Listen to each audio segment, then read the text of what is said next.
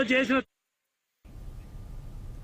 Current ఛార్జీల పెంపు నిరసిస్తూ ఈ నెల 27న వైసీపీ పోరుబాట పేరుతో నిరసన కార్యక్రమం చేపడుతున్నామన్నారు మాజీ ఎమ్మెల్యే చిర్ల జగ్గారెడ్డి.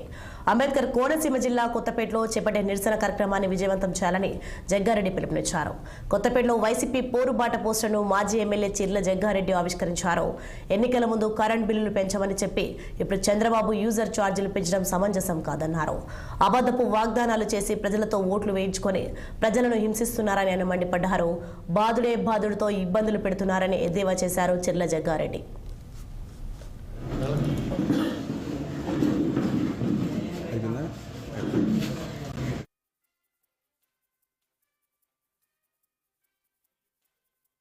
కానీ మరి నియోజకవర్గం అంతా కూడా అవినీతికి మరి కేర్ ఆఫ్ అడ్రస్ గా మార్చారు బండారు సత్యేంద్రరావు గారు.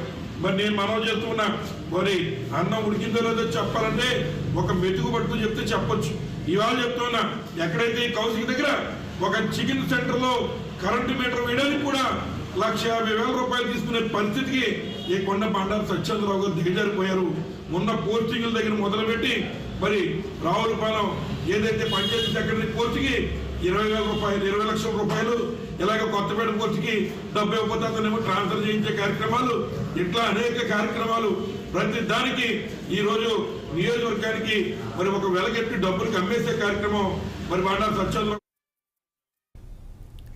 సంధ్యా థియేటర్ తొక్కిసలాట ఘటనలో రేవతి మరణం బాధాకరమన్నారు.